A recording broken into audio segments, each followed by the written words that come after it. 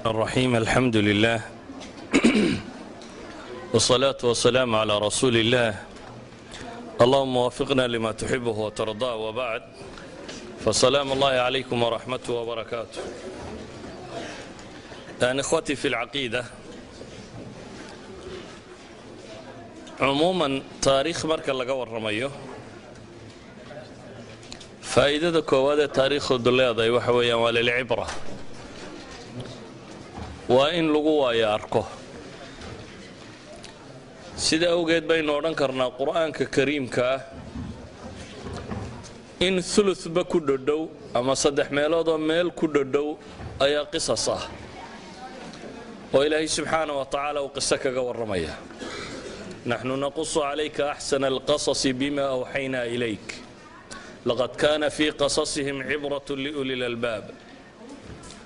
ولو شئنا لرفعناه بها ولكنه أخلد إلى الأرض واتبع هواه فمثله كمثل الكلب إن تحمل عليه يلهث أو تتركه يلهث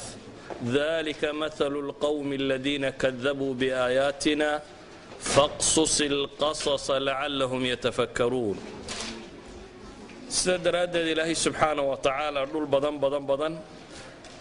ayuu qur-aanka kaga warramayaa qisada qur-aankuna asbaabo badan bay u soo aroortaa waxaase ugu muhiimsanoo ilaahay subxaanahu wa tacaala uu qur-aanka ku tilmaamayaa qisaska in laynoogu sheegayo inaynu ku tafakurno ama ku waaya aragno inaynu ka qaadanno cibar inay noqoto wax lagu waaya arko cibratun liuli lalbaab lacallahum yatafakkaruun markaynu u fiirsanno markaa qisadu sideedaba waxa ugu quruxda badan lee ku jira waxa weeyaan in lagu qiyaasto wakhtiga aad nooshay iyo duruufta aad ku nooshay adigoo ka qiyaas qaadanaya umamkii hore iyo wixii ku dhacay noocan adigoo aad u nooshay wixii la mid ah waayo basharku sunna ilaahay u dejiyey subxaanahu wa tacaala joogto ah sunnadaasi waa sunno haabita bay culammadu ku tilmaamaan haddaad samaysana inaad sama helayso haddaad xumo samaysana inaad xumo helayso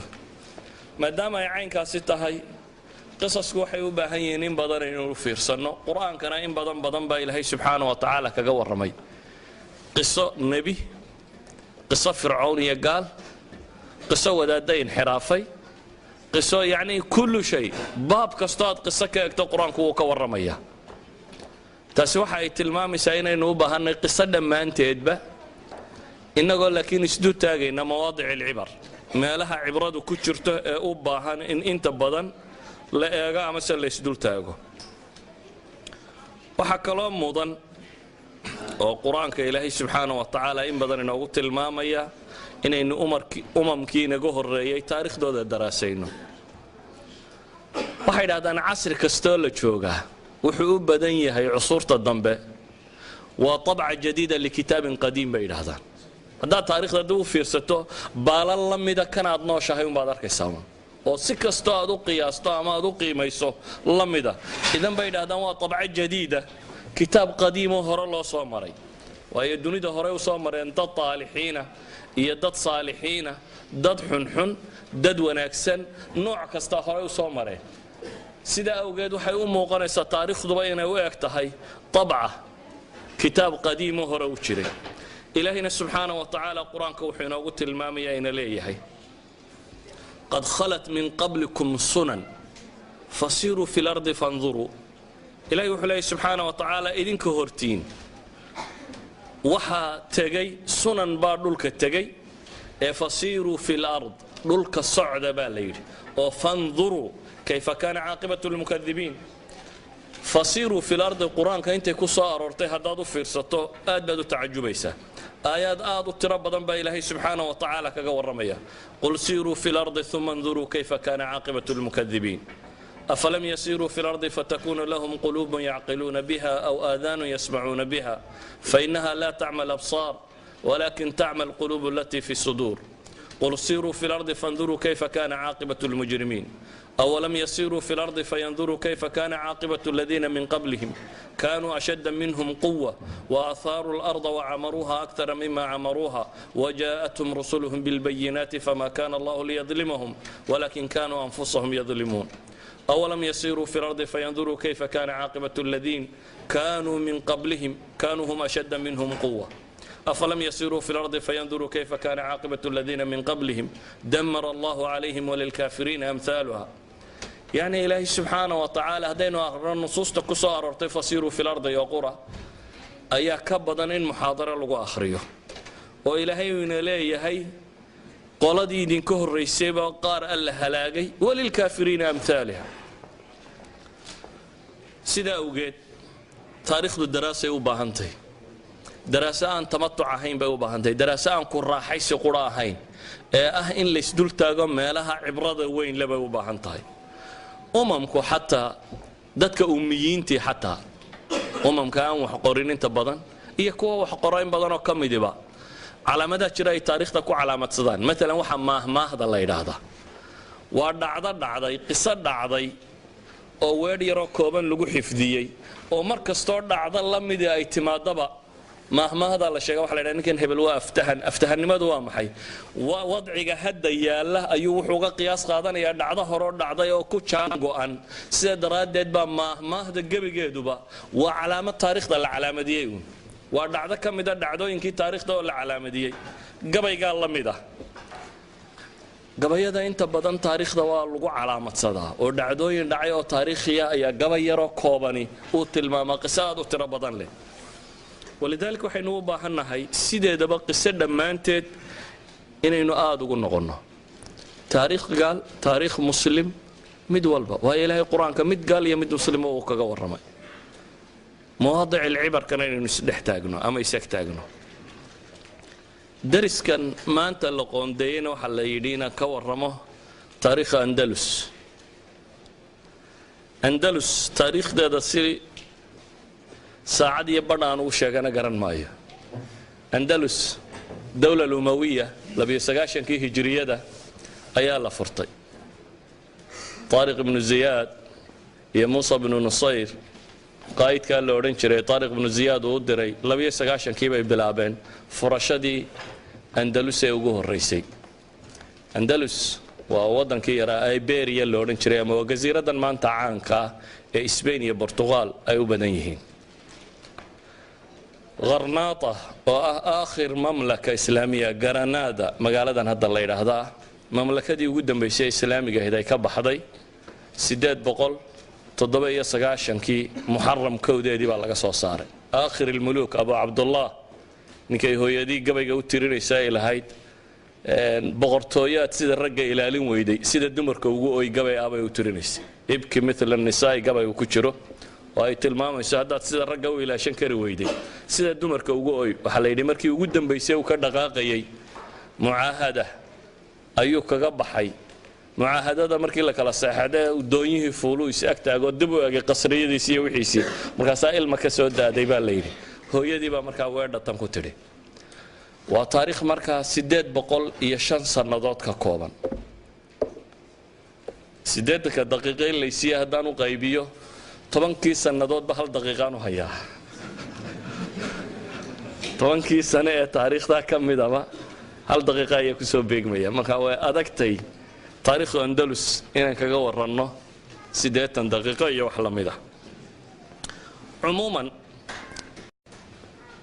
أندلس لبيه سجاشن كي لقى بلابه إلا بقول يو سداد يصدم كي هجرية ده وحيهوسي من يسي الخلافة الأموية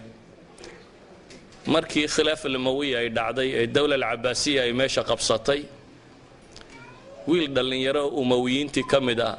أيا دلكي كبحصدي ولا الذي لدلي يساقي بحصدي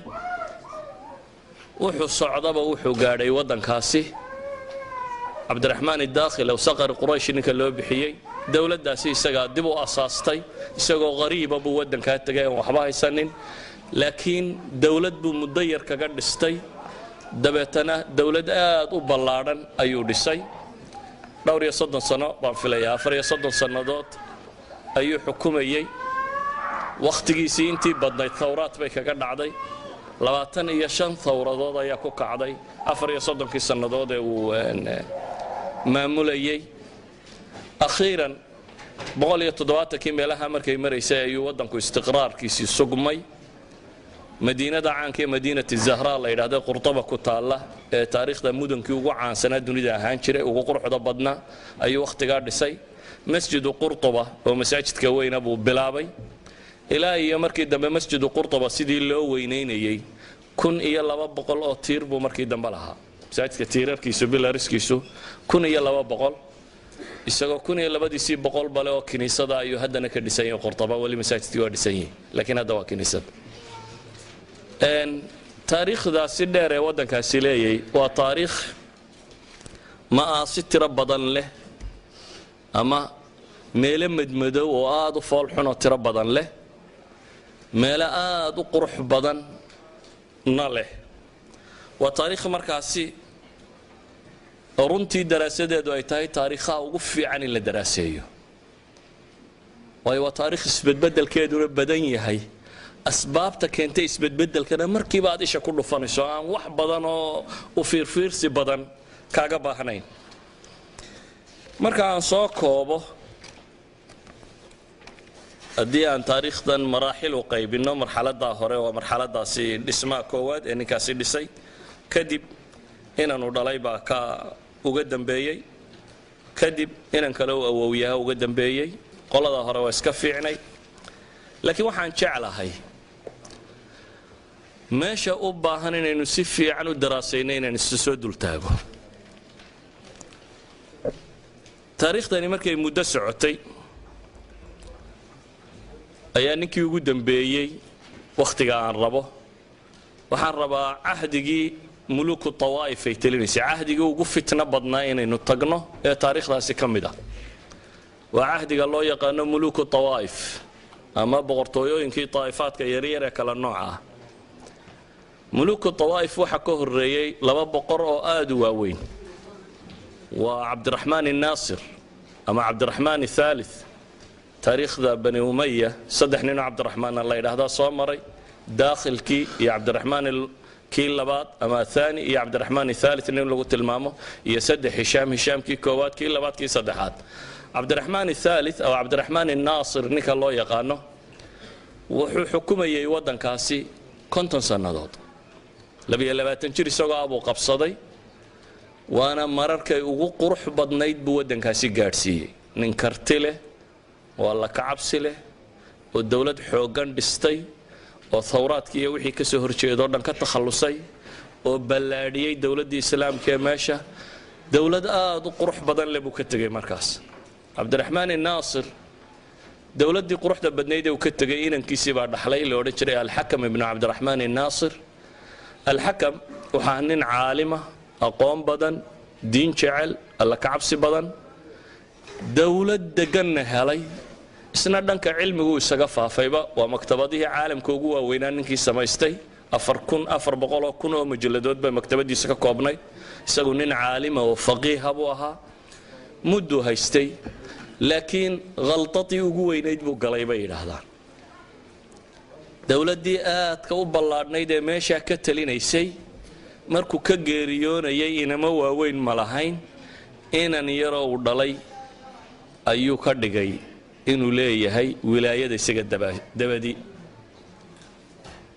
culamada ugu da'weynaysiisa 12 jir bay ka dhigaan taariikhda kuwa ugu yareeyana 7 jir adigu ninuu 7 jir meelahaasi ah داديسو هشام ابن الحكم ابن عبد الرحمن الناصر نكي لو رجري هشام الثالث نكوي قانين اما المؤيد بالله لغه المامو هشام كامركي ميشا لو ديبي هشام المير بوها ما دام المير اسكاها وصيبه سميا ما عد الى لسه isaga islaanu hooyaa iyo laba nin oo kale taariikhdaasi mar rabo bitafsiil inaan uga warramo wuxuu mar rabaa mawaadicaan u dan leenahay inaan gaadho waxa isku qabsaday dawladdiiba nin la yiraahdo Muhammad ibn Abi Aamir waa nin qabiil Yaman asalkiisu ka soo jeedo الحاجب المنصور ninka la baxay weeyaan xaajibku taariikhda hore waa ra'iisul wasaare oo kale ninka uu boqorka warka kala dira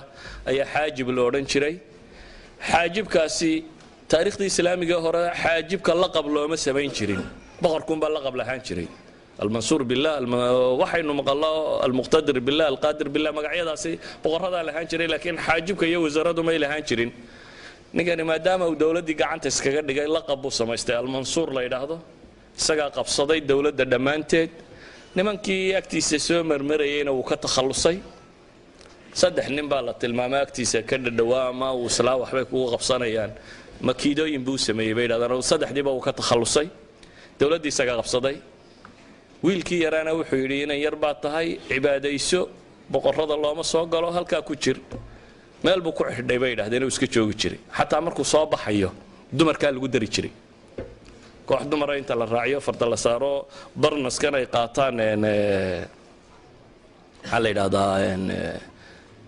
marookaanta iyo maqaaribta idinka arka koofiyaddan yara ku samaysan khamiiska rag iyo dumarba nooc ku samaysan bay qaataan nooca inta loo xidho baa la yidhaahdaa barnaska la yidhaahdo ayuu xataa lagama dhex garan jirin bay yidhahdaan dumarkaa uu la socdo iyo kooxdaasi galbinaysa cidima arki jirin waa iska cibaadaysan jiray meeshiisaasu iska joogay ninkan la yidhaahdo alxaajib almansuur baa dawladda haystay laakiin nin aad u cajo badan buu ahaa dawladdii wuu sugay waxyaaba cajabana waa laga tilmaamaa 52 dagaal buu galay intabana wuu guulaystay culimada qaarna 54 bay sheegayaan laakiin imaam dahabi 52 ka dhigaya 52 dagaal buu galay 52 ghazwa uu galayba wuu soo guulaystay idan wuxuu ka dhigay wadankii andalus loo oran jiray ee islaamiga ahaa wadan aan gaalba hunguraynin agtiisa cidi soo marin aad u xoog badan imaam dahabi wuxuu ku tilmaamayaa ninkaasi wa kana mawtuhu aakhir as-salah وأول الفساد لأن أفعاله كانت حسنة في الحال فاسدة في المآل إمام الذهبي في سيره وحورنا يا نيكا كان جاريدي صحي هيدويد وناقة وحي وقدم بيي أعماشي سنة جاريدي سو وناقة وحي وقدم بيي بيهيد فساد كان وحي وقوه الرأيي أفعاشي سنبو يدي waxay ahayd xasana fil xaal marka waqtigan la joogo amaladii uu sameeyay amala aad u qurux badan laakiin cidib xumo dambe oo badan ka tagay waayaninkani wuxuu sameeyay khilaafo aanu khaliifku talina qolo kala taliso inaanu dhalay buu uga dhintay kiina halkii buu ka sii hayay 7 sanadood buu meelaha ku sii haystay laakiin nin saalix isaguna ahaa dawladii waxba kama xumaanin mid uu dhalay oo kale ayaa sii dhaxlay ka dambe uu dhalay nin fiican ma ahayn wuxuu ahaa nin marka hore hooyadii faranjiye tahay islaam faranjiyada dhashay islaamii waliba hadiyaadka boqorrada ay u siiyeen mid ka mid ah dhashay shangal baa la oran jiray waxaanu ahaa nin fasaad badan aad u fasaad badan ninkaas dawladii qabsaday akhiiran dagaalo iyo burbur buu isna iskaga dhintay waxa soo baxay in lagu kaco dabeetana meeshii waxa qabsaday nin cusub oo umawiyiintii ka tirsan waxa la yiri waayo shanjalkani wuxuu sameeyay khatarta kale waxay ahayd labadii hore waxa iyagu yiraahdeen anagu xaajibaan wilaayada umawiyiintii ba iskalo muayyad billahi ba qolka dambe ugu jiray war maxaa muayyadkani qolka kaga jiray buu yiri muayyadkana waa ha iska tago aniga ah buu yiri khilaafadii waliyo العهد buu sheegtay markaa بعد المؤيد بالله inuu isagu wilaayada leeyahay wilaayadina ay wareegtay dawla al-amawiyya ama qurayshiin tana wilaayada dadku nooc ma way uga dambeeyeen laakiin ninkani waa caamiri yamaniya marka ma uga dambeynayaan dadku sidii looga dambeeyay awal waxay ku maamulayeen inay xaajibiyiin ama inay sultada yani ra'iisul wasaare inuu ka yahay nin محمد بن هشام بن عبد الجبار لا يراهدو أموية baa lagu kiciyay dabeetana ninkaas meeshii inqilaabay waa qabsaday waqtiga kan waa ahdi fitna bilaabantay waa qarnigii shanaad iyo bilowgiisii 400 taariikhda hijrigii markay maraysay weeyaan ninkani markuu meesha qabsaday caamiriyiintii buu eriyey meeshii buu xoog ku qabsaday waa dowladdii buu isyidhi isku dabarido laakiin looma daynin ee waxaa bilaabmay wakhti fitnaa oo madaxnimadii laysku laayo oo tiro badani dhacdo taariikhda 400 la joogo ilaa 422kii laga gaadhay waa 22 sannadood 22 sannadood 13 amiirulmu'miniin baa soo maray يعني waxaad qiyaasi kartaa markaa fitanka iyo mashaakilka taagnaa sida uu eegaya 22 sano oo 13 amiirulmu'miniin oo kala nooc ay soo mareen waxa dhacay ninkii guriga ku xidhnaan jiray mid ay walaalayiin oo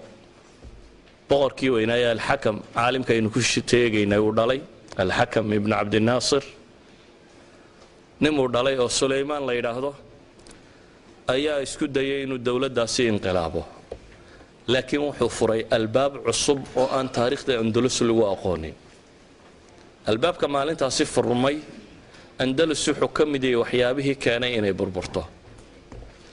markuu arkay ninkan madaxda iyo qolada dawladda haystay inaan u babacdhigi karin ayuu wuxuu qabtay dawladdii gaalada ee ugu dhaweyd qashtaala meel la yiraahdo qashtaala dawladdii weynayd ee muslimiinta Andalus markay qabtay bilaad sakhar buura yar yar oo la yiraahdo oo badan sare ee Spain ku yaala oo qura ayaa ka harsanaa waqti dabadeed dawladda ay iska weynaatay dabeetana gudaheeda iska dishay way kala gooday Lyon iyo qashtaala bay kala noqdeen qashtaalo waa castle oo Carabiga markay qolada Carbeed akhriisay qashtaalo akhri waa qalca dawladda yar oo meesha joogta ayuu tagay wuxuu kula heshiiyay dawladdaasi yar inay saacidaan way ka saacidaan dawladdii Qurtuba ka talinaysa in la inqilaabo ay ku wada duulaan Alfonso in la yiraahdo dawladda tan nimankii haystay wuxuu arkay fursad saciida inay tahay awal dawlad yar oo jisiya bixiso ka dawladda weyne muslimka xukunta buu ahaa maantana waxa arkaya muslimkii oo islaynaya fursad buu arkay inay tahay waa ogolahay buu yiraan ku wada duulo waa la wada duulay dabeetana waxa laga qabsaday meeshii iyada ahayd ninkii la oran jiray Muhammad ibn Hisham ibn Abd al-Jabbar al-Mahdi la baxay ayaa qashtaala iyo Sulaymaan ibn al-Hakam سليمان بن الحكم والله بحي المستعين بالله قلدا تاريخ ده waxay dhaahdaan المستعين بالسليبيين buu ahay مستعين بالله ina ma hayne intuu qoladaas oo ka haystay ayaa lagu wada duulay dabeetana dawladii baa ninkii laga qabsaday waxay boqortooyadii dib ugu soo noqotay markaasi wiilashii uu dhalay الحكم ابن عبد الرحمن الناصر wiilashiisi mid kamida oo سليمان كان يا هشام كيبا ولا لا كي غورغا لو خري جيري markuu meeshii qabsaday mahdigii jabay ayaa wuxuu la kulmay wiil la yiraahdo al-fata waadih oo caamiriya caamiriyiintuna oo nimankii xaajibiinta meesha ka ahaan jiray ee laga qaaday maxamed ibn abi aamir qoladu ka tirsanaa weeyaan mahdigani wuu qaldanyo qoladii uu dawladooda baabiiyay ayuu markii la soo eriyaday hadana uu yimiyo uu leeyahay ninkii amawiga aanu iskureerka ahayn meesha ay kala qabta fatal waadix waa aqbalay laakiin waxay yiraahdeen de ninkii uu xoogan yahay malak qashtaalana waa kii ka haysto meesha waa isku qabsadeen kama qaadi karnay maxaynu sameeynaa waa loo fakiray waxa la yidhaynaa aan gaal kale raadino dabeetana mamlakatu Aragon Barcelona magaaladan la yiraahdo ayaa caasimad markaa wahay Barcelona boqortooyo ka dhisnayd oo qolada gaaleed ay lahayd ayay u yimaadeen boqorkii haystay waxay yiraahdeen waxaanu rabnaa Sulaymaan ibn al-Hakam iyo xoogaaga barbarka oo haysta Sulaymaan ibn al-Hakam kii meesha qabsadayna qishtaaliyiintii mooyaane wuxuu kale la qabtay meesha mooyaane wuxuu soo dhaweeyay qabaa'ilkii barbarka ah oo qabaa'il aad u xoog badan oo tiro badan oo wadanka joogay kuwaas markaa sanad u ah waxay yiraahdeen waxaan u baahanahay inaad nala duusho oo aad nala qabato khilaafadii islaamiga ahayd oo ay gacantayada soo gasho ninkan ay u tageen Barcelona haysta ودول كي يريراء جزية بحين شري وعبد الرحمن الناصر جزية سين شري ومن بعد هنا الحاجب المنصور با جزية كغاد الشري نكي جزية بحين يبا انت وتقيم بي وحيد هذين وحن ربنا ينادنا لفرطه وضنكي او ماشنا لقبطه أمير برشلونة وحيد واصفي عن لكن بالشروط شروط باندقانية شروط السبان دي كل الدولية وما حيبا لي شروطات والله وانا نودس كسعنيه لعيدا ما هيستاني وحيد عيد مدينية وحينا كلام مركا كان ستان أنا قد دقالكو انتو السعودة بيقول مالك كستو الدقال كاسي السعودية بقول دينار وذهبية بانها وبقرطويضة إلى هذا عشورة مالك كستو الدقالكو السعودية دولة برشلونة إلا سيا بقول دينار وذهبية كو عيدا ما ندين سينيا عيدا كان ندين سيا أسكري كستو الدقال قاله waxaan rabaa hal diinaar oo dahabiya in maalintii la siiyo askari kastoo dagaalka gala hal diinaar oo dahabiya inuu helo afar waxaan rabaa bulay dagaalka markaynu gallo ama saddex dagaalka markaynu gallo haddii aynu jabinno khilaafadiinaasi wixii hub la qabsado inaan anigu qaato dowladda Barcelona inay hub ka qaadato afar waxaan rabaa buu yidhi مدينة سالم لا يراهده مدن كيو فرطي عبد الرحمن الناصر أما عبد الرحمن الثالث إن كان لورنجري دول كيو فرطيها مقالة أنا المسلمين تلاقي سووا ريتشيو أنا قاعد تلاقي قليو أفرطا شرطي هدا أقبال إنسان ويدين للدولية بورتويا دو مالتي بقول جنيه والذهبة بقول دينار والذهبة عسكري كاستو عين كاسية ولي بقى askarta wadankii wuxuu cilaamiyeen nimankii muslimiinta ah lagu duulayo wariya tatawucaya buu yidhi duulaya oo waliba lacag helayo maalin kasta hal gini baa la idin siinayaa dadkiiba askar bay soo qoreen waxa la yidhaahdaa anaga duulayna la meesha lacag baa ka furantay duulimaadkiiba intiiba wuu ka aqbalay waxay yidhaahdeen intaaba waa kuu saxeexanay in la duul intii markii loo saxeexay ayay la duuleen waxay jabiyeen markaasi Suleymaan ibn al-Hakam iyo barbarkii la socday sidaasay Barcelona madiinadii Salim la oran jiray ku qabsatay wixii hub iyo qanaa'im la helayna qaateen ee muslimiinta laga furtay mahdina xukumkii uu ku qabsaday oo magaaladii Qurtuba uu dib ugu soo noqday muddo yar markii la joogay labadan inay soo wada duulay dawladdii hore isku dileen oo iyaga laftooda heshiis ma aha al-fatal waadix ba makiida u dhigay oo mahdigiina isna uu ka takhalusay meeshii isaga isu dhigay laakiin dawlad caamiriya fikradeedii buu qaato wuxuu sidii warkaliga mala lagu ogolaan maayo dawladnimadee nimankii amawiyiinta wax ka raadi المؤيد بالله هشام بن الحكم بن عبد الناصر كي غوريغا ku xidhnaan jiray oo meel iska joogo soo helay markaas uu war khilaafadii baa soo dhiciya kaale mar dambu ki kameesha laga qabsanaya waa walaalkii waa Suleymaan ibn al-Hakam هشام ibn al-Hakam buu soo ka haystay fatal waadix dabeetana wuxuu yiraahdaa adigu noqo boqorkii meeshii buu iska fadhiistay kiina Suleymaan ibn al-Hakam baa meeshii qabsaday waxaan leeyahay fatal waadix ayaa meeshii qabsaday Suleymaan ibn al-Hakimna waa leeriyay galadeegsi bay baratay Suleymaan ibn al-Hakim isna wuxuu yiri bal malik qashtaala dib ugu noqo hagaal aan inaad gura dib u laabto wuxuu tagay alfansihi ka talin jiray qashtaala ee berigii horena saaciday mahdigii la riday maxamed ibn hisham ibn abd al-jabbar ninkii meesha kala qaaday waxay yiraahdeen meeshii nalaga qaad dee mar damaan rabnaa inaad nala duusho saasmiyaha bal saddex cashay suga buu yiri saddex casho hal ay sugo saddexdii cashay uu joojiyay ayuu boqorkii qashtaale haystay nin buu soo diray qoladii kan inqilaabtay buu u tagay uu nin u diray wuxuu yidhi halkan waxaa ila jooga Suleymaan ibn al-Hakam oo raba inaan la soo duulo waxoogaana dee ballanqaadana waan ka hayaa maxaan kaga hadhi karaa idinku ay siinaysaan haddaad rabtaan inaan la soo duulin waxa la yidhi waxa allaaliya waxa qalcad muslimiintu leedahay waqooyiga ku yaalla qaado ha soo duulin nimankaa ha soo raacin boqorkii qashtaale waxaanu filayn baa u soo baxay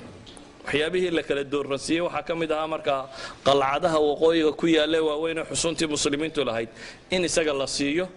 duulimaadka ninkanna uu ka hadho wuu aqbalay markaas sulaymaan ibn alxakam duulimaadkiisii buu iska daayey isna wuxuu qaatay qalacaadkii waqooyiga ku yaallay muddadaasi kooban ee waxaasoo dhamma dhaceen aan ka warramaya waa 3 sannadood gudahood waa 400 ilaa 403 3 sannadood gudahood baa waxaasoo mashaakili dadka ku dhaceen sulaymaan ibn alxakamkii haddana barbarkiibuu dib u kiciyey meeshii ma joogin waa soo noqdeen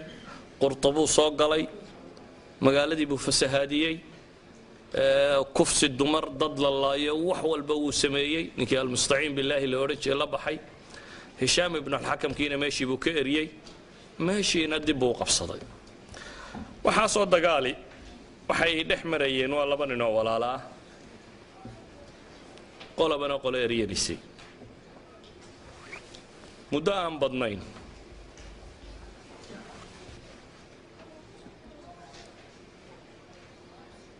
ayaa fitankaasi soconayeen waqti yar kadib ayay qoladii barbariyiintii ninkan waday baa waxay dhaaheen horta heedha maxaynu ninkan u wadnaa maynaba meesha qabsanno intaynu wadno ninkan umawiga ee sulaymaan ibn alxakamka maynu sulaymaan kaba ka takhallusno inagu qabsanno iyana meeshii bay ninkan ka qaadeen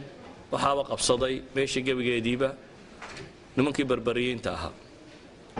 cali ibn xamuud nin la odhan jiray waa qurtabo qabsaday walaalkii qaasim ibn ishbiili u dhiibtay dabeetana meeshii bay qabsadeen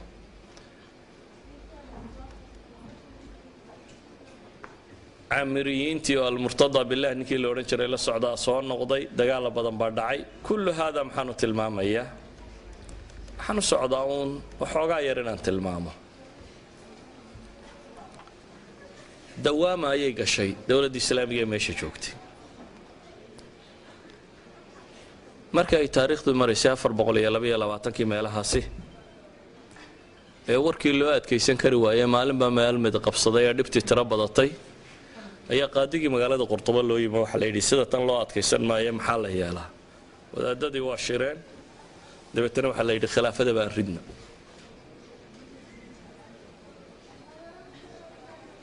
abulxasam ibnu jahwar qaadigii la odhan jiro nin cibaado badan cilmi badanna ahaa ayaa madax laga dhigtay waxaa la riday khilaafadii ama dowladdii meesha ka talinaysay markii burburkeedii tiro batay dabeetana waxaa la iclaamiyey majlisu shura majlis la yidhaahdaa inuu ka talinayo qurtuba magaalada loo yaqaano khilaafadiina inay dhacday dowladdii khilaafadii islaamiga ahayd ee andalus ka jirtay waxaa lagu kala diray shirkaasi uu qabtay abulxasam ibnuljahwar caalimkaasi la odhan jiray iyo culammadii la socotay waxaana la goostay in majlisu shura uu ka taliyo waddankii laakiin waddanku wuxuu iska noqday waddan dhibaato tiro badan ay ka jirto qabaa'il u kala googo'an waayo waddanka waxa deganaa dad carabta deganee tirada badani gaar ahaan 2 qabiil bay u badnaayeen carab reer mudar ah oo ah carabtii xijaas ka timi iyo yeman iyo carabta qaysiyiinta loo yaqaano oo reer shaam ahaa waxaa kaloo joogay barbarka oo qabaa'il aad u tiro badana waxaa kaloo joogay qabaa'il ama dad loo yaqaano asaqaaliba saqaalibadu culamada taariikh dadkan ay saqaalibada ku sheegaan waxa weeyaan 3 qaybood baa loo qaybiyaa saqaalibada kuwa yidhaahdaan saqaalibada galbeedka oo waa boolandiyiinta iyo jeek iyo slovakiyiinta iyo kuwaasi kuwa loo yaqaano saqaalibati sharq oo waa ruusiya alkibaar iyo ukrainiyiinta ama ruusiya siqaar oo balorosiyiinta iyo wax la mida iyo saqaalibada junuubka oo ah yurubta koonfureed kuwa jooga dadkan intooda badane waxay ahaayeen dad waddanka jarmalku intuu duulo oo caruurtoodii wuxuuda soo qabqabsado iyo adoonnimo loo iibin jiray dabeetana mujtamac dhan sidii mamaaligtii atraakta ama masar oo kale qabsatay dad noocaasay noqdeen marka waa qabaa'il tiro badan oo iyaguna waddanka degan markii ay dhacday in dowladdii khilaafada ahayd ay baabaado loo soo guuro majliskaasi shuurada ay culammadaas sameeyeen waxaa dhacday inaanay iyaguna xukumin magaalada intanna ay magaalada joogaan mooyaane waddanka intiisa kale aanay xukum xooggan ku haynin sidaa daraaddeed waddankii wuu kala googo'ay waxaa soo baxay 22 dowladood oo cusub andalus meel yar bay ahayd andalus waxaa lagu tilmaamaa inay ilaa 600,000 meelahaasi in ku dhadhow 600,000 kilomitir isku wareega inay tahay yani waddankii Soomaaliya 627 buu ahaa Soomaaliya in leeg rul ahaan marka la eego Soomaaliya oo 22 dowladood noqotay qiyaas reer waliba intii yareeyay oo haystay intuu goostay ayuu dawladda iclaansaday marka hore 7 qabiilo waaweyn bay u kala googo'een banu abaad niman la yiraahdo oo ishbiiliya iyo agagaarkeeda qabsaday niman banu ziri la yiraahdo oo qarnaata iyo agagaarkeeda qabsaday banu jahwar oo qaadigeenu ka warramaynay oo isagu qurtuba iyo manaatiqda ku xeeran qabsaday bani al-aftas niman la yiraahdo berberiyiina oo iyaguna qabsaday Batlios magaaladan la yiraahdo iyo inta u dhadhow bani dhanuun nimanka la yiraahdo oo qabsaday Tulaytila Toledo magaaladan la yiraahdo iyo inta u dhow bani Amir nimanka la yiraahdo oo iyagu qabsaday Valencia ama Valencia meeshan la yiraahdo banu Hud oo yana qabsaday Sarqasta ama Saragoza magaalada la yiraahdo iyo inta u dhow waa Spain tan yar ee arkaysan ee Portugiiskan intan oo 22 dowladood loo qaybiyay Portugiiska iyo Spain oo la isku daray oo waliba qaybta sare oo dhan Lyon iyo maxaa la yiraahdaa Qishtaala iyo qaybtan Barcelona Aragon dawladii loo oran jiray intaasina dawlado kale Kristaan ay ka sameeyeen intii ka hooseysay ee muslimiintu haysteen ayaa waxa loo kala qaybiyay 22 dawladood taasi waxa soo baxday markaasi qabiil wal ama reer yaro waliba intuu meel qabsaday ayuu dawlad ku sheegay meel yaro kasto dawlad lagu sheegay waxa loo samaystay nin madaxweynaha oo amiirul mu'miniin sheegta magaalo waxa haystaa waana laqabka la yiraahdo amiirul mu'miniin buu haystaa ciidan buu leeyay wasiirru leeyay lacag buu daabacday gaar oo rasmigii madaxtooyadiisu ku yaalo safiirru leeyay uu dirto nin waliba dawlad wixii ay sheegan jirto dhan ayuu sheegtay dabeetana waxay noqdeen dawlado yar yar oo 22 oo 22 kuba ay col yihiin oo mid waliba walaalkiisa ugu dhow ee muslimka uu iska eegayo si uu walaalkiisa u dhow muslimka ugu xoogaystana dawladaha gaaleed ee markaas ka xoog waaweyn mid kamida uu dabada saaray ama se uu ku tiirsan yahay taasi waxay keensatay in gabayaagii la oran jiray al-Hasan ibn Rashid sidoo imaam Dhahabi siyarkiisa jiska 17aad safxada 144aad ku soo naqlinayo inuu gabayo yiraahdo mimma yuzahiduni fi ardi andalusa سماع معتصم فيها ومعتضد ألقاب مملكة في غير موضعها كالهر يحكي انتفاخا صولة الأسد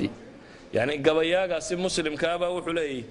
وحيابها نغت جيب أندلس وحا كم دبولي دولك أندلس وحا نغت جيب مغرعيدا انتراض بدن لمعتصم يا معتضد المعتصم بالله المعتضم بالله المرتضي بالله المؤيد بالله مدوى لبا لقب كيما دحتويد ولا هان جرتay buu la baxay waxaan ka fogaaday waxa kamida buu yiri magacyada tirada badan leh ay nimankaas la baxeen wa alqab mamlakatin fi ghayri mawdi'aha bulay wa magacyo dawladeed oo aan laakiin meel dawladi joogto loo bixinin kalhir yahki intifakhan sawlat al-asad بعض الروايات صورة الأسد بينها واسدي بيدين على هذا عري جير اللي باح سككعيه عري هدو جير سككعيه اللي باح نقول ما يوم وبصدقون انت جير كسككعسي جير اللي باح سوى كيسي بيلا مدين يعني الدولة ده معها وحب لما وقت كان وحي تاريخ الله يقانه عصر ملوك الطوائف أفر بقول يلا بيا لباتنكي إلا أفر بقول يسدحي سديتكي بالسعودي أفر بقول بيا لباتن إلا أفر بقول سدحي سديتكي ووقت إلا بحين مركب ملوك الطوائف ملوك الطوائف قيبها إنه صار شيء لباتنية كل دو وحي عان كن نقدين kow dad taraf jecel bay ahaayeenoo nimcaystay wadanaad u lacagaystay oo nimcaysta baa la googoostay dabeetana waxay noqdeen bay leeyihiin dad tumasho heeso bariis iyo baastiya wax la cuno un laga shaqeeyo cuno un laga warramo mujtamac nooca u koray bay noqdeen bay leeyihiin waa mar labaad waxay noqdeen mujtamac duwaylaad yaryar oo dawlad waliba colka ugu weyn ay leedahay uu yahay kan yara kale u jaarka reer hebela meesha yar ay haystaan waxa soo baxay bay yiraahdaan munkaraadkii oo dib u soo noqday iyo fusuuq iyo wixii la mid ah waxyaabaha aadka u foosho xun la soo korayna waxa ka mid noqday dawlad waliba si ay u jirto kuwan yaryar ka midi waxay dhabarka saartay dawlad ka mid ah dawladii gaalada ee roona ama iyaga ka xoog badnaa markaasi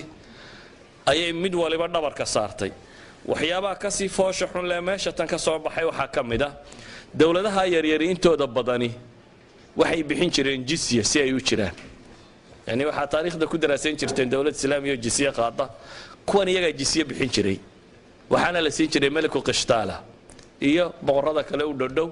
ayaa jizya ka qaadi jiray duwalkan yaryar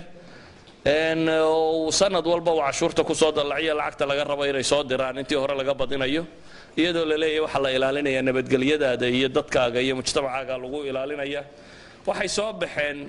boqorro yaryar oo markaa nin waliba meeshiisa sidii u xejisto un dawlad weyn oo gaaleed ku tirsan iyadana intuu lacag siiyo yiraahdo kuwan kale ama magaalo iga qaad ama igu yaro durki ama aan kan magaalo ka soo qaato waxa la isku hayo dhamina waa magaalo aan kan ka riixdiyo magaalo kaas ay iga riixdo حد بيقعد ابن حزم الأندلسي عالم كي لورن شري ويراهضه ويراد اللاذعة والله لو علموا أن في عبادة الصلبان تمشية أمورهم لبادروا إليها فنحن نراهم يستمدون النصارى فيمكنونهم من حرم المسلمين وأبنائهم ورجالهم يحملونهم أسارى إلى بلادهم وربما أعطوهم المدن والقلاع طوعا فأخلوها من الإسلام وعمروها بالنواقيس لعن الله جميعهم وسلط عليهم سيفا من سيوفه وأود ابن حزم ابن حزم باوحو قاعدين ويداهدو إلهي بان كل دارته هدي أيو قادان بيدو كون مدحض الشيغانية عبادة الصلبان كرسك إني عابدان إن الرمود وقفض ضانا يا نارتو كلا صعونيسو واسك عابد أيام بيدي وضعنا ما ضحضا بيدي هدي ما أنت الله يدادو كرسك عابدان رميه سوا وكلا سهلانان أيام آد بيو صبير أيام بيدي ساسي درادات بيدتك مسلمين تا حرم كودي يا دمر كودي يا أبنادودي يا رقودي با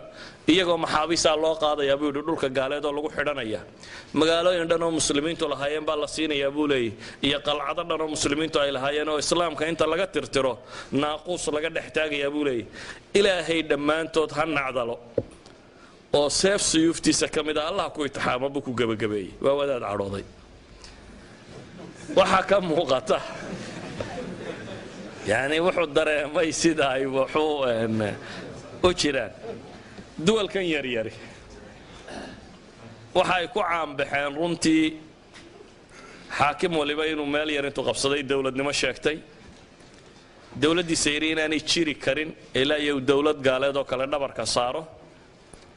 mid waliba ninka ku xigay muslimka inuu col leeyahay ka foge kale gaalkaana inuu lacag siinayo ama jisye uu bixinayo casriga caynkaas ee andalus dhibtaasi ay haysatay sida ay u kala daadatay waa casriga ugu culamo badnayd hadana taariikh islaam marka dib loo daraaseeyo waa waqtigu ibn abd al-barr noola 463 kii buu dhintay casri tawaif dhexdiisu dhintay waa waqtigu noola abul walid al-baji 447 kii buu geeriyooday waa waqtigu noola ibn hazm 456 kii buu geeriyooday ووقتكم نولا ابن حيان أفربغولي سجالي لحدن كيبو جريودي ووقتكم نولا ابن سيدي أفربغولي شني سديتن كيبو جريودي وحو علماء دي وجبنا تاريخ ده تلمامته عصر طوائف بين نولاين ملوك الطوائف وقتها كره يتلينيه بل الإمام أبو الوليد الباجي باجدا لون إسبانيا وباجا ومقالة يروكو الله برتغيسكا أبو الوليد الباجي عالم كان لورن شري مركو أركيد دول كان يرير مسلمين تيسي وكلادات سينيو دبعتها هيستا صدن سندود بدح سعودي يسقول مدوبة صدن سندود بالله مقال كستو كترسنا مميل كستو أندلس كمدا صعد بو كمري يسقول كل واقعي ضد كان مسلمين تيني مدوبان الله يسوي معده وكابن حزم kitaabkiisa naqat alcuruus la yidhaahda nuqat alcaruus kitaabkiisa la yidhaahdaba wuxuu yidhi fadiixatun lam yaqac fi ddahri calaa miliha waxaa jirta buu yidhi fadiixo aan taariikhda bini aadamku hore u soo sheegin buu yidhi 4 rijaal fi masaafati 3 ayaamin tasama kula waaxidin minhum amiira almu'miniin buu yidhi 4 nin oo masaafo 3 maalmood loo kala socdo mid waliba intuu meel yar ka degay buu yidhi uu sheegtay amiirulmu'miniin inuu yahay mu'minkoo dhan buu amiiru yihi 4 nin mid waliba mu'minkoo dhan amiirnimadiisa sheeganaya 3 casho socodaba lagaga tallaabaa meeshay degan yihiin ninka caadiga maalintii 40 kiiloomitir buu socdaa 3 casho waxa laga yaabaa 120 kiiloomitir in la socdo waa 120 kiiloomitir dhul ah oo 4 amiirulmu'miniin joogto oo nin waliba meel ka talinayo oo khataba lahum biha fi zaman waahid oo 4 tababa yidhi waqti qura khudbada jimca mid walba amiirulmu'miniin inuu yahay loogu ducaynayo oo khudbada lagu akhrinayo buu leeyahay markaasuu wuxuu tilmaamay 4 kuway kala ahaayeen mid waa khalaf alxusari buu yidhi oo ishbiiliya ah cala annahu hishaam almu'ayid waxaa jira hishaam almu'ayidkii oo culamo taariikhda qayb ka mid ay qabaan inuu waqti hore dhintay ayaa waadanba uu nin qaadiyo meel haystay uun baa ninku yidhi waxaan arkayba hishaam oo masaajid yar oo halkeena fadhiya dabeetana nin baa loo keenay war hishaamkan yaa garanaya inuu ninkani hishaam almu'ayid yahay mid la yidhi shaqaalihiisii baa la raadiyay waaba isagii baa la yidhi dib baa loo magacaabay isagoo ah boqorkii almu'ayid billah beri horena taariikhdu qoraysaa inuu dhintay markaasuu wuxuu leeyahay khalif alxusari baa ninkan la odhan jiray oo isagoo magacii ninkii dhintay sitabaaba boqornimo loogu khudbadaynayay ka labaadna waxaa buu yidhi maxamed ibnu qaasim ibnu xamuud oo jasiirat alkhadra meesha la yidhaahdo marka la soo galaba andalus xagga hoose ee tanja iyo marka laga soo galo goobta koowaad ee la yimaado aljaziira alkhadra meel loo yaqaano moxamed ibnu idriis oo isagana maalqa magaalada la yidhaahdo looga khudbadaynayay iyo idriis ibnu yaxya oo shantarin magaaladan la yidhaahdo yacni wuxuu tilmaamayaa ibnu xasam inay ceeb tahay aan la aqbali karin in 120 kiiloomitir inay yeeshaan 4 amiirulmu'miniin inay ka soo baxaan waxaa gaadhay waqti andalus taariikhdeedu runtii si tiro badan ay leedahay waa waqti marar badan aad soconayso akhrigeeda ama ka warankeedu uu dhib badan yahay waayo markaad maqasho tulaytila dhicitaankeedii oo kale tulaytili waa caasimadii berigii hore Spain looga talin jiray ee muslimiintu markay furteen caasimatul qawt markii hore ahaan jirtay athaqr shimaali bay culimada taariikhda ku tilmaamaan malik alfonso sadis markuu qabsanayay niman kale oo muslimiina kula duulayay waa dhul muslim oo la qabsanayo oo niman kale oo muslimiin ay kula duulayaan cidda qabsanaysaana uu yahay malik qashtaale taariikh islaami hore lama arki jirin in nin muslima uu ku soo duulo kooxo kale oo muslima oo waxa loo qabanaya uu yahay nin gaaleed inuu qabsado meesha tan bal malik qashtaale intuu kibray markaasi waa alfonso sadis isagoo waagii hore aabihii markuu boqortooyada ka dhintay ee 3 nin oo walaalaha bay ku qaybsadeen mid baa dabeetana labadii kaleba soo eriyaday oo meesha ka qaaday alfansahan isagoo qaxoontiye buu talaytile yimi talaytilu joogi jiray boqorkii talaytila soo dhaweeyay meelahan oo dhan buu tustusay wixii oo dhan markuu soo eegaaga uu noqday ayaa walaalkii dhintay markuu walaalkii dhintay boqortooyadii isaga dib loo siiyay ninkii halkan qaxoontiga ku ahaan jiray ee dib loo diray ee meeshii tagay meeshii buu dib ugu soo duulay markuu meeshii qabsaday alfansahan madow Afrika joogo kala siisay weeyaan meeshuu qaxoontiga ka ahaa ee uu shalayto qaxoontiga ku ahaa ayuu dib uga soo duulay markii uu la saaray meeshii dib loo saaray wuxuu gaadhsiiyay markaasi xad uu gaadhsiiyo in jisyada markuu ka qaado yani culimada taariikhdu haya maasida markay ka waramayaan maasida qaarkood yani culimada taariikhda ka mid waxay warinayaan inuu soo diray nin ka mid ahaa wasiiradiisii oo yidhi lacagtan la ii siinayo jisyada si fiican u soo baadh lacagtu dee waxay ahaan jirtay dahab iyo fida marka lacagta laga qaadanayo nimankan naaqidiinta ah ee baa jira waxaan eegaa inuu real yahay iyo wax dee macdan aan real ahayn inay tahay marka lacagtii markii laga ururiyay wixii almuctamid billah kii la odhan jiray meeshiisa markii la joogay ayuu wuxuu ku yidhi boqorkii arrin kaluu isoo faray waa boqorkii yaraa qashtaala haystay waa maxay buu yidhi arrinta kale uu soo faray boqorkii wuxuu yidhi waxaa gabadhaydii baa umulaysa dabeetana nimankii qisiisiinta ahaa wadaadadii baan la tashaday tale waxaa la ii sheegay in loo baahan yahay si aan muslimiinta uga xoog bato oo aan ugu wada qabsan karo in islaantaydu ay ku umusho masaajidka qurtuba waa codsi uu soo qortay maliku qashtaala boqorkii almuctamid billah ishbiliya ka talin jiray ayuu wuxuu leeyahay qurtuba isku haystay buu wuxuu leeyahay waxaa loo baahan yahay boqorka habartiisii baa umulayse inay ku dhasho مسجد قسطالة مسجد قرطبة ساعتك وين قرطبة يعني واحد تان كينا يا واحد ويان ومركو الدرامي دتك كرينا دت كلالومي oo liita oo midba ka ku xigay iska eegayo oo midna aanu kaligii markaa iska celin karin ama aanu wax iska rabi karin uu yahay uu ka qabsaday magaaladii Tulaytile loo oran jiray ayaa codsigiisu xadka kan gaadhay taasi waxay sababtay inuu waxoogaa naqwa qaado ninkii safiirkiiba uu dilo loo soo diray oo dabeetana rabshada ay dhacdo oo ninkii duulimaad soo qaado oo mashaakil tiro badan ay u dhaco ilaa xad markii dambe boqoradii yaryar ay isu yimaadeen oo yidhaahdeen war maxaynu samaynaa waddankiina difaaci kari mayno markaasay yidhaahdeen aanu nasriga aan soo waaridno war aan caalamul islaami dib u eegno shimaali afrika ama shimaali afriqiya north africa dowlad cusub ka dhalatay oo dowlad almuraabitiin loo oran jiray oo markaas uu ka taliyay nin salafi ah oo loo oran jiray Abdullah ibn Tashfin Yusuf ibn Tashfin la yiraahdo uu ka taliyo waa oday 80 jira oo faraska fuushan hadana dowladii ninka iska talinayay bay u dirteen caawimo inuu soo siiyo dabeetana hadana iyagii baa dhexdoodii shakiyay waxay yiraahdeen hadduu inaga ka ciyaar muyna qabsadaade diiba uu ninkan inaga riixaar mu isagu meesha qabsadaa maalintaasi waxay ku tilmaamaan almuctamid billah ibn Abbad kaasi go'aan adag buu maalinta qaatay wuxuu ku yiri wallahi la nar'a inaan geela ku raaco saxaaraha ayaa ay dhaanta buu yiri inaan khanziir raaco yani inuu ninkaasi meesha baa soo qabsado uu geela ay dirto baan ka door bidaya in qashtaala intuu qabsado khanazirta la raaciyo buu leeyahay dabeetana waxay qaateen go'aanka in muraabitinta loo yeedho Yusuf ibn Tashfin iyo ciidamadiisii baa yimi waqacda caanka zallaaqa loo yaqaan ayaa dhacday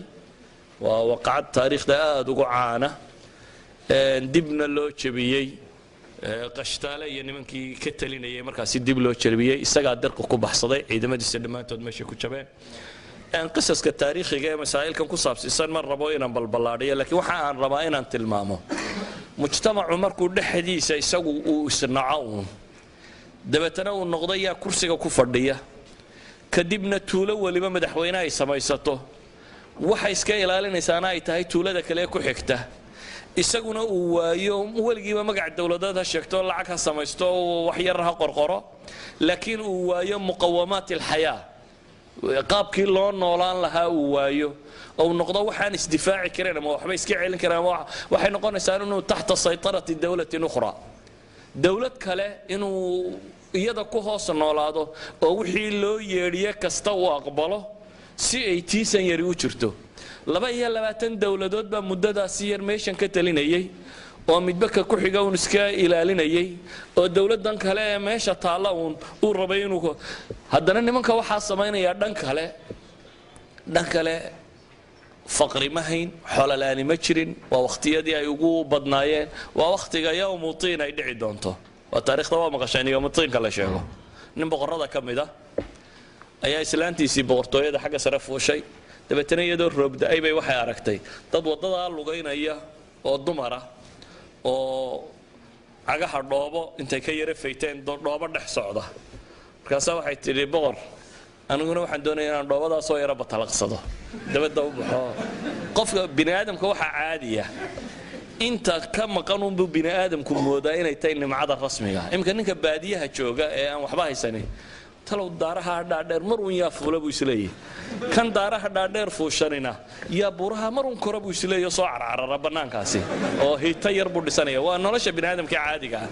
yacni qofba inta uu haysta mooyaane inta kaluu raadceeya uu arkaa inay raaxa tahay oo inuu soo sameeyey waxaas islaantan boqorku qabo 800 hablood baa la yidhahdaa dad ku dhadhow baa shaqaalaheeda ahaa u shaqaynayaan waxay jeclaatay inay dabadda u baxdo dhoobadaasi ay soo yara batalaqsato ay soo socoto dabeetana wuxuu yidhi boqorkii waad batalaqsanaysaa wuxuu amray tiinatul muluuk in loo sameeyo dhoobo boqortooyaha loo sameeyo buu yidhi waxa la soo gaday wadanka wixii miski iyo cambar iyo wax la isku udgoonayo dhan yaalay dabeetana hal la cajiimaa la yidhi wixii baa la isku cajiimay meel bannaana loogu sameeyey aagaamo yaryarna waa loo soo iibiyey xambaarato dabeetana waxaa la yidhi halkaasi ku batalaqso waxay ku batalaqsatay markaa dhoobo laga sameeyey miski iyo cambar iyo waxa waa kuwa culimada taariikhdu sheegaan inay bari bay islaantiis qabteen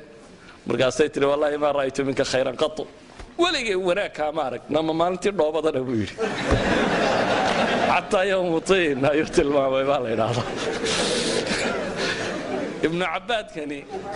weliba wuxuu ahaa nin gabayaaya aad u gabay badan buu ahaa walidaalik akhiiran horta xabsu ku dhintay isagu dowlad muraabitiin baa qabatay waa la xidhay magaalo yaroo Morocco ku taalla ayaa lagu xidhay magaaladaasuu ku dhintay nin aad u gabay badan buu ahaa gabayadiisa cajiibka waxa ka mid ah maalin ciideed isagii markii la xidhay reerkii la masaafuriyey meeshii dawlado kale ka dhaceen oo qabsadeen ayaa waxa ku dhacday maalin ciideed buu arkay caruurtiisii hablihii uu dhalay oo kabala oo caguhu dildilaaceen oo islaantiisuna islaan gabayda bay ahayd oo adiibada oo macruuf la yaqaano islaantan uu yoomuteeka ku taamayay oo islaantiina iyana reerahay maryaha u toshaa qortooyadii iyo nimadii waxa ka dambeysay qaxoontinimadaasi isla wax xabis ku jiro islaantanina ay reeraha u tosho marada ay u tosho maalintii dambe caruurtiisii u timo gabay aad u macruuf u tirinayay oo marka dambena uu ka gabayayo cagaha hablihiisa buu ka gabayaya uu leeyahay waxaad moodaa maalinna inaanay qoladii dhoobadii ku socotay yani maalinna inaanay qoladii miskiga taabatay ahayn baad moodaa gabay abuu tirinaya aad runtii gabay calaacal badana oo uu odhanayo yani ninka iga dambeeyo adduun yani farxad male waxba waxaad haysato isku dhoobadiiba waxaanu ka joognaa buu leeyahay kabalaantaas gabay abuu tirinaya waxaan uga jeedaa mayla ayn dhaqaale lama la'ayn ama dad aan hanti haysan may ahayn dad dacfi kale ka jira may ahayn laakiin waxa ugu badan ee meesha tan ka jiray wuxuu ahaa khilaafkaasi mujtamaca soo dhex galay iyo kuraasidaasi yaryara la isku qabsaday iyo mabaadi'dii kulliga ahaa ee la haystay oo la ilaabay oo loo noqday markaasi in dawladaha kale dhabarka la saaro oo la isku dayo taariikhda andalus meelo qurux badan iyo meelo liidataba way leedahay meelaha kan laakiin aan ka warramayo ogaan baan u doortay waayo horaan waxaynu u soo nidhi taariikhdu waa bayjaj maalinba bog la rogoo la akhriyo bog kastoo aad joogta waxaad arkaysaa bog horoo taariikheed oo la mid yahay dad maanta arkayso duwal yaryar oo tiro badan oo muslimiina 200,000 kun iyo 500,000 kun inta meel fadhiistay yidhi dawlad baanu nahay